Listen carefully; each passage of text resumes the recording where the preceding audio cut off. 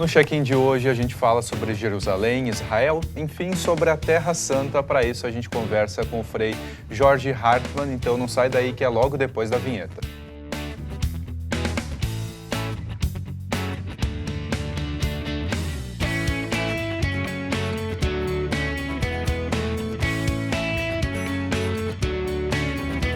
Check-in no ar aqui pela TV Univates e hoje então a gente fala sobre Jerusalém, Israel. Para isso a gente conversa com o Frei Jorge Hartmann, que é guia então turístico, guia de peregrinação na Terra Santa. Prazer tê-lo aqui, Frei. Igualmente. Marcos. Frei, então, por que escolher e como começou essa tua história com a Terra Santa? Na verdade eu não escolhi, eu fui escolhido, né? Como franciscano, eu fiz comunicação. Na Itália, trabalhei em rádio, trabalhei com jornal, um pouco de tudo, um pouco de televisão também. Mas depois de vários outros trabalhos também de paróquia, pároco. Foste inclusive pároco aqui em Lajeado, né? Não fui pároco, mas trabalhei em Lajeado há 4 anos. 4 anos. Até fevereiro passado, sim. Ajudava na medida que não estava envolvido com peregrinações, com Terra Santa, ou divulgando no interior do estado, eu estava aqui. Então eu fui escolhido, me perguntaram se eu toparia fazer esse trabalho, né? E como é da área de comunicação, eu disse que sim, né? Enquanto isso também escrevo livros e agora sobre o trabalho que eu venho fazendo há 6 anos, né? Como guia e como comissário da Terra Santa. E como começou esse teu trabalho na Terra Santa, como guia? A gente se prepara para isso, faz um curso e, na verdade, o principal trabalho, eu diria, nem é de ser guia, de levar grupos para lá, a tal ponto que eu descartei organizar grupos. Isso as agências, todas as agências têm condições sobrando de infraestrutura, logística, né? E eu sou só eu, tenho um vice, mas que me ajuda de vez em quando. Então eu disse assim, não, o meu trabalho vai se divulgar, vai se evangelizar e as pessoas que são motivadas, que eu motivo nas paróquias, colégios, locais onde eu falo sobre a Terra Santa, eu digo, olha, procurem na internet, procurem as agências que vocês consideram melhor para o bolso e o roteiro mais atraente, né? E dou algumas dicas concretas para elas não se sentirem lesadas, né? Mas eu guio, claro, para uma agência católica de Porto Alegre, e enquanto ela prestar um serviço de assessoria bom, que deixa as pessoas que vão para lá bem felizes, alegres, bem servidas, eu continuo com eles, né? Mas não é digamos, o que me tira o meu sossego, né? Uhum. A minha preocupação é lá, antes, na preparação, nas dicas que as pessoas precisam se sentir bem, e a família também. Preparar, dar dicas concretas de como é tudo, desde o tempo até local, cultura, que tipo de povo, que realidade a gente vai encontrar. Diferente do Brasil, né? E para a maioria, já começa com a viagem de avião, né? Normalmente se faz uma parada na Itália, é um outro país, outra realidade, né? E lá se visita, se conhece alguma coisa e depois se vai para Israel e Palestina, né? E lá que é o meu, digamos assim, onde eu dou mais importância, onde é a minha função mais específica, né? De informar sobre os aspectos religiosos, espirituais, mas também culturais, geográficos, históricos, arqueológicos, do significado daqueles lugares. Por que aqueles lugares chamados santos são santos? Por que eles são importantes? Por que eles são tão fascinantes? Há mais de 2000 anos. 2000 anos do tempo cristão, né? Mas antes já, o Antigo Testamento. Porque é o berço, né, Marcos? É o berço de 3 maiores religiões, as 3 maiores do mundo, que são o judaísmo, o cristianismo e o islamismo. Uhum. Todos têm a terra como santa. E o que você sugere como preparação para quem quer conhecer a Terra Santa? Muitas vezes a pessoa pensa, é lá que Jesus nasceu, é lá que Jesus viveu, conhece a história superficialmente, digamos assim, mas o que é necessário ela aprender ou ela pesquisar antes para aproveitar, quem sabe, melhor essa experiência? É boa pergunta no sentido de aproveitar melhor para não ir muito cru. Se uma pessoa chega lá, ela cai de paraquedas e tudo é novidade. E ela não consegue, muitas vezes, absorver e dar uma ansiedade, né? Que é uma enxurrada de informação nova, sobre todos os aspectos, que a pessoa fica meio angustiada. Eu vejo, sobretudo pessoas mais simples, que elas percebem que é importante, que é uma coisa boa, porque é a partir da Bíblia, mas tem tanta realidade que os olhos também fazem ver. E as perguntas se avolumam, só que algumas procuram tomar nota, não conseguem, né? E querem mostrar para os familiares, para os amigos, querem elas rever, que é natural, né? E, claro, dá para comprar algum vídeo, mas os vídeos são mais turísticos, né? Tem algum outro de cunho religioso, mais a partir da Bíblia. Porque daí ela pode, aqui no Brasil, sendo católica, ou evangélica, ou cristã de qualquer denominação, ela pode aprofundar. Ela pode degustar, digamos assim, um pouco melhor a realidade que ela viu. Porque é muito fugaz. Normalmente são 8 a 10 dias lá. Parece muito, mas não é. Muitas coisas para ver. Sim, e o grupo fica no hotel só para dormir e para jantar, o resto do tempo é fora. Se almoça fora, então se aproveita um restaurante diferente, sempre também ver a culinária local. Vem pessoas com modos de vestir diferente do Brasil, totalmente diversa, né? Aí tem ortodoxos russos, tem ortodoxos gregos, tem judeus ortodoxos, aí mistura tudo. Aí vê é ortodoxo daqui? Não, que religião? Quer dizer, você fica feliz em ver tanta realidade nova, mas tu tens que ter uma maneira, a gente tenta ajudá-los a como poder, digamos, usufruir sem dar uma panezinha, né? Sem entrar num estresse cultural. E também para não chegar aqui de volta no Brasil e dizer, olha, eu mais ou menos, eu não sei se é lá essa foto, eu não sei se é Cafarnaum, se é Nazaré. Quer dizer, chama atenção, eu repito alguma informação básica, importante. Então, também se diz isso antes, olha, vai na internet. Porque ler um livro é pedir muito para muitas pessoas, né? Que um livro é uma coisa maior. Mas na internet, procure alguma coisa sobre Terra Santa, sobre lugares, Jerusalém, Belém, né? O que aconteceu para não misturar natividade com anunciação, que já é uma dificuldade para muita gente cristã, né? Basílica da Anunciação, onde o anjo anunciou uma boa notícia. Maria, você está sendo convidado para ser mãe. Você topa, você aceita? E natividade onde nasceu, em Belém já, né? Então, algumas coisas têm que ficar muito claras, senão a pessoa depois se sente mal. Puxa, gastei dinheiro, foi bonita a viagem, gostei da alimentação, daquilo que eu vi, mas e agora? Quero partilhar para os netos, para os filhos, para os amigos, das amigas, né? Então, essas dicas concretas, pontuais. E depois lá vem, digamos assim, um mundo de perguntas, é uma maneira boa de interagir com essas pessoas. E nesse contexto, levando em conta que são tantos pontos históricos importantes, é importante também a presença de um guia, muitas vezes, né? Sim, o guia é fundamental. Sabe por quê? Tu podes ir, um casal vai sozinho, aluga um carro ou um táxi, vai tranquilo, mas o que tu faz? Tu chega no local, tu tem que ter um livro, um manual, tu tem que ler e ainda assim tu vai ler coisas genéricas. Quando tem detalhes, coisas expressivas, tu tem que ter alguém que explique, né?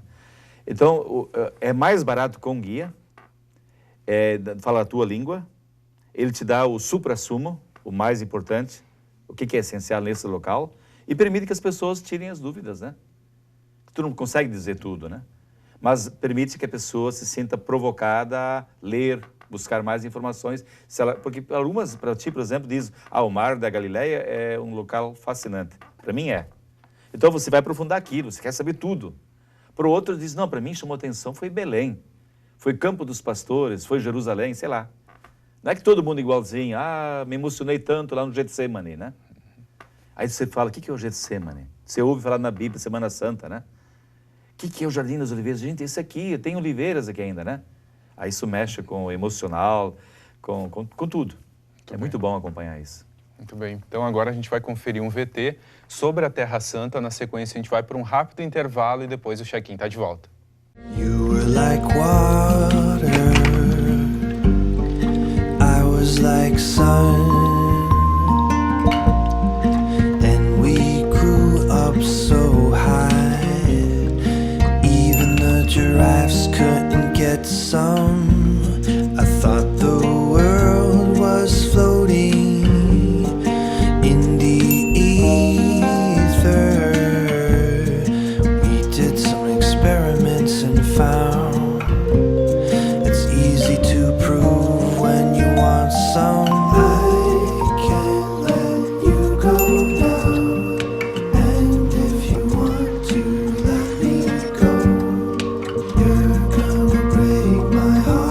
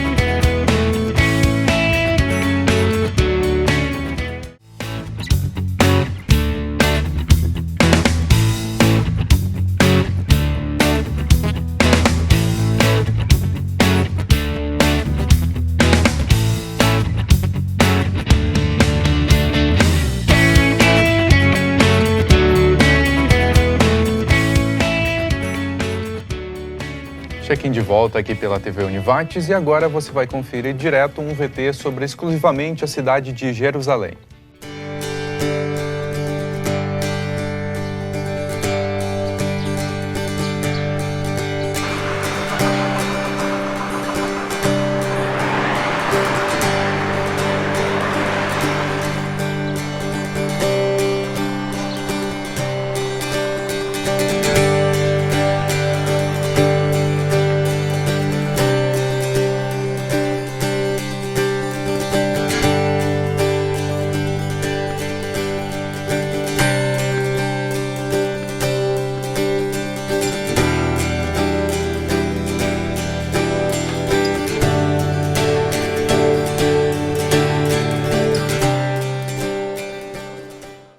Muito bem, agora que você já pôde ver alguns pontos de Jerusalém, Frei, então, curiosidades sobre a cidade, o que você pode compartilhar para o pessoal de casa? Bom, a cidade de Jerusalém, pela história, tem muitos locais, né? Para nós, cristãos, para quem é cristão, o lugar mais sagrado, mais importante, o centro, é a Basílica da Ressurreição, do Santo Sepulcro, né? Apesar de que quando você tem uma panorâmica da cidade de Jerusalém, e tem um lugar, o Monte das Oliveiras, você fazer fotos, os cartões postais tradicionais, o que aparece, o que tira, digamos, a tua atenção é a cúpula dourada da Mesquita da Rocha, chamada assim, né? Que é do século VII, final ali, né? Quer dizer, é uma coisa que fascina, que atrai, e foi o objetivo dos muçulmanos, chamar a atenção para a realidade deles, para tirar o foco, porque atrás dessa cúpula dourada, atrás cinza é a cúpula do Santo Sepulcro. Tá, tudo bem, né? Nós entramos nesse mérito de briga, isso é uma coisa histórica, né? Sim. Mas ela é bonita, essa cúpula, é muito bonita. Ela é, dizem, ao menos no curso nos disseram, 85 quilos de ouro espalhados ali. Somente na cúpula. É, na cúpula. Então, ela é realmente bonita, muito bonita. E dentro, só que não dá para entrar mais, né? Só para rezar agora. Nem para visitar não pode mais. Tudo por causa das brigas que houve lá locais. Sim. E ela foi financiada pelo avô do atual rei da Jordânia, né? Porque aquilo lá fazia parte da Jordânia até 1967, na famosa Guerra dos 6 Dias, né? Então as pessoas ficam muito surpresas quando ficam sabendo que a Jordânia ia até dentro de Jerusalém, uma parte da Cidade Santa. Então a parte mais fascinante para mim, diria, é a parte velha, murada, o muro. Em toda a história se considera 3 muros. A tal ponto que o último dos muros foi descoberto não há muitos anos. Ele está enterrado, porque a cidade, com o tempo, ela foi, digamos, ficando, não no nível do tempo de Jesus, está 5 ou 6 metros acima. Aí as pessoas entendem, mas por quê? Por quê? Porque ela foi destruída 16, uns dizem 17 vezes a Cidade Santa, com guerras. Sim. E não é que nem hoje, uma destruição, depois você vai lá, leva caminhão, carrega, máquinas que tiram, entulho. Não, ficava o entulho ali. Então a destruição comportava construir sobre o que foi destruída, né? E aí, com o tempo. Então, no nível do tempo de Jesus é um pequeno detalhe, claro. E um desses muros está enterrado, que prova que o local do Santo Sepulcro, o local do Calvário, o local do túmulo de Jesus realmente ficava fora dos muros da cidade. Porque ninguém, na época, enterrava dentro. E a dúvida era, se os muros atuais eram os muros do tempo de Jesus, então não está certo que aquele seja o túmulo dele, né? Então, aí eu chamo a atenção das pessoas, e também do telespectador, que a arqueologia, ela ajuda a religião a clarear, a definir, né? Porque a religião não deve querer, digamos assim, iludir as pessoas, dizendo coisas que não são. Não precisa, não precisa, né? Ou pedir que elas creiam em algo que não se sabe ao certo é ou não é. E nesse ponto, as pedras falam. Lá em Israel é fantástico, né? E a arqueologia ajuda muito a clarear, porque ela é uma ciência precisa. Sim. E esse é uma das coisas que, claro, tem que ver. O Muro das Lamentações, que é o lugar mais sagrado dos judeus, que é aquela parte, digamos assim, que ficou muro do templo, o famoso templo de Salomão, né? E que era o lugar de sonho dos judeus, que eles choravam depois, vinham lá no tempo dos bizantinos, que é do século IV até o século VII, mais ou menos, eles se lamentavam lá, a destruição do templo, por isso que ficou chamado por nós, ocidentais, Muro das Lamentações. Eles têm um nome diferente. É ocidental, Muro Ocidental, né? Então, Hoje é o lugar mais sagrado. Então, no local, tu vai lá com reverência, você usa um bonezinho, aquele que o Papa usa, o bispo usa, católico. É uma derivação. É uma herança daquele kippah, chama, né? E tem um sentido muito bonito entre o ser humano, a criatura e o Criador, tem que ter alguma coisa assim no meio. Porque nem o homem, nem eu, nem você, somos dignos de contato direto com o sagrado, o transcendente. Então é muito bonito. Então, mesmo você indo lá, você tem que usar. Todas as pessoas que forem até lá. Ou um boné, ou um chapéu. Algum tipo de cobertura. E se tu não tem, lá tem. Então é muito bonito. E tu explicando para as pessoas, elas não passam mais a achar engraçado, né? Porque eu digo assim, olha gente, normalmente quando você não entende, não conhece, você acha engraçado, você ri. E aí eu pergunto, mas tu sabe o que significa? Não. Então, por isso que é muito bom, você aprende a ser tolerante, respeitoso com a religião dos outros, com a cultura, costumes, usos de outros povos, né? E não somente os judeus usam o espaço para oração. Não, aquele espaço é dos judeus. Muitos católicos querem deixar orações lá. Pode, não é proibido, mas o espaço do católico são igrejas, né? Basílicas.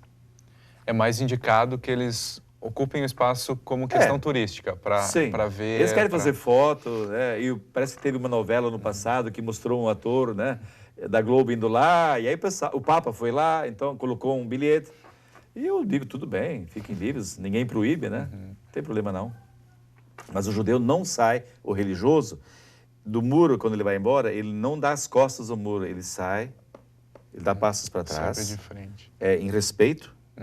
E eu disse, olha, a gente pode aprender também esse respeito com as nossas coisas sagradas, né? Tudo é um aprendizado, nada você... Então, a Cidade Santa, ela tem locais para você, por exemplo, o pessoal que quer comer uma comida típica árabe ou hebreia. Jerusalém tem a parte antiga dos muros e tem a parte nova, que é a maior de Jerusalém, né? Moderna, muito ocidental, porque tem muito imigrante europeu ali. Então, é uma cidade é muito bem cuidada, é limpa, é ordeira e é segura. As pessoas têm medo, né? Porque a Terra Santa é que nem o estado do Sergipe, em tamanho, com a Palestina, mas ela é muito segura no meio de países em contínua revolta, né? Uma guerra civil da Síria do lado, fazendo fronteira com Israel. 4 anos de guerra civil, né? O Iraque não fica longe. Jordânia é mais ou menos em paz, mas o Líbano também bastante convulsionado. O Egito, né? E, no entanto, é um país, um local que você pode ficar tranquilo, porque a briga não é conosco, é entre eles, né? E como nós também, nossas brigas aqui, tanta morte, né? Tanta bala perdida. Enfim, bom, agora a gente vai para um rápido intervalo. Na sequência, o Frei vai definir um pouquinho o que é a Terra Santa, quais os países que fazem parte, como definir ela também. Então a gente vai para um rápido intervalo, na sequência o Check-in está de volta.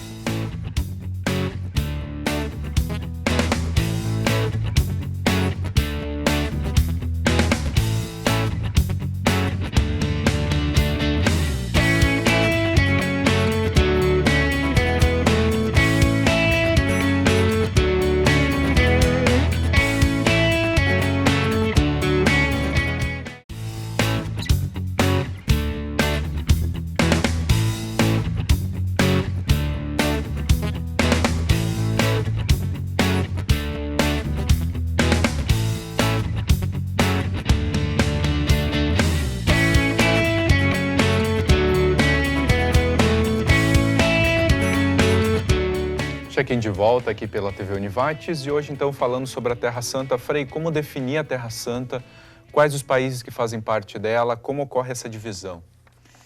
Quando falamos em Terra Santa, normalmente a pessoa entende como sendo Israel, Palestina.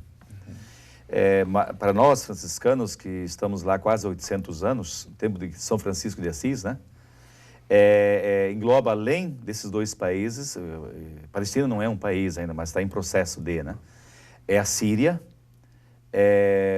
o Líbano, Egito, a ilha de Rhodes, faz parte da Grécia, Chipre, então todos esses aí, e a Jordânia também. Jordânia, por exemplo, tem um Monte Nebo, onde Moisés pôde ver a terra prometida de longe, mas não pôde entrar, né? Amã é uma cidade que está na Bíblia, capital da Jordânia. Madaba, e assim, para dizer que tem locais, pontos que, naquela época que os fatos bíblicos foram escritos, fazia parte de um contexto só, né? Hoje, claro, as linhas geográficas se redefiniram, sobretudo depois da Primeira Guerra Mundial, né? E Segunda, em 48, com a criação do novo Estado de Israel e da Palestina, né? Então a geografia muda ali. Mas, basicamente, ela é bem mais ampla do que aquilo que normalmente se aceita, se entende, né? E quais são as questões da cultura local que você pode destacar? São culturas, claro que algumas coisas se sintonizam muito, são iguais entre, por exemplo, o pão que se diz o pão árabe, só para dizer uma questão da culinária, né? Faz parte da cultura também de um povo, né? Sem fermento. Tanto judeus quanto muçulmanos o consomem, né? Uhum. E assim, outros pratos típicos, né? Por exemplo, quando você vai num restaurante, claro, tem comidas típicas hebraicas ou judaicas, é a mesma coisa, né? E também dos árabes, né? Que árabe é uma língua, né? Uma religião, né? Então tem o egípcio, fala árabe, o jordaniano também, o sírio também, mas na verdade as religiões são diversas. Tem os árabes cristãos também, né? Então também assim as culturas se entrelaçam e eu acho que é belo isso no mundo todo, porque o ser humano ele é diferente em tantos aspectos, mas o que tem de bom uma ou outra cultura, raça, língua, né? É absorvido. O bem, o bom, o belo deve ser absorvido, né? Partilhado. Eu acho que isso torna bela e nobre a raça humana, essa capacidade de absorver, não digo copiar, mas justamente dizer, não, mas isso é belo, vamos nós fazer também assim, né? Então lá na Terra Santa, além visivelmente, se você logo enxerga pelas roupas, pelos trajes, a pessoa é judeu praticante, é religioso, ou é judeu estilo ocidental. É que nem gravata terno, né? Mas a mulher mais característica é a mulher, tanto a árabe, quanto a muçulmana, ou religião muçulmana, quanto a hebreia, que é praticante ou não. O modo de vestir destaca logo, né? Os cristãos se destacam, vocês conhecem uma mulher russa, ortodoxa russa, uma ortodoxa grega, talvez uma cristã do Brasil, por exemplo, diferente. Então o modo de vestir ajuda até perceber, né? E como lá é uma terra que tem muito trânsito de peregrinos e turistas, de todas as partes do mundo, talvez é o local do mundo onde maior concentração e vai e vem, né? Porque em número, né? Então você vê essas culturas se entrelaçando e tudo chama atenção, tudo é novidade praticamente. E alguma história, algum fato diferente que você possa destacar de lá? Eu lembro sempre, quando se fala nisso, de um fato pitoresco, que nós íamos um pouco da altura de Jericó, no mapa você vai ver onde fica Jericó, na fronteira já com a Jordânia, em direção ao norte, Síria. E lá íamos visitar Bânias. Bânias para quem é cristão, vai lembrar Cesareia de Filipe, era assim chamado, né? Um local onde tem uma das fontes do Rio Jordão.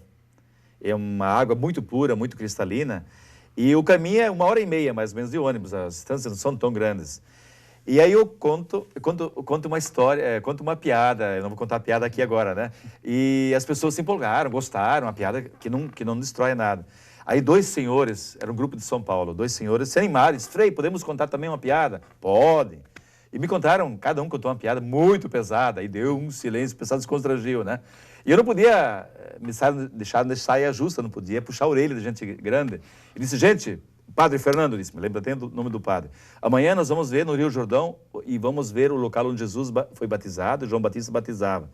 Então nós vamos renovar o batismo, todos nós somos batizados, vamos renovar o batismo. Todos vão ganhar um pouco de água na cabeça, com exceção, eu citei o nome dos 2, eles vão ter que ser afundados na água e o senhor segura eles um pouquinho embaixo, né? Até que o senhor achar que tá bom. Todo mundo entendeu que tinha que purificar um pouquinho a cabeça, né? Então, riram, nunca mais houve problema nenhum. E era um grupo de 51 pessoas. Frei, uma questão, seu livro, Terra Santa para Além dos Muros, onde a pessoa pode conseguir em Lajeado? No momento eu tenho 2 livrarias, que é a livraria da Diocese, fica no centro, né? Ao lado do Sicredi, e a Luzes, que fica perto da paróquia São Cristóvão. Muito bem, São então 2 que vão ter. Qual o valor? R$30. R$30, muito bem. Quem quiser conhecer mais um pouquinho sobre a Terra Santa ali, explica vários pontos, né? Um contexto também bíblico, histórico, a pessoa vai poder entender bem. Marcos, muitas fotos a cores, capa dura, papel, melhor papel, né? Por isso que ele se torna um pouquinho mais caro, mas é para durar. Frei, então, mais uma vez, obrigado pela sua presença. Um agradecimento especial também às lojas Dúlios e o check-in de hoje fica por aqui. Tchau!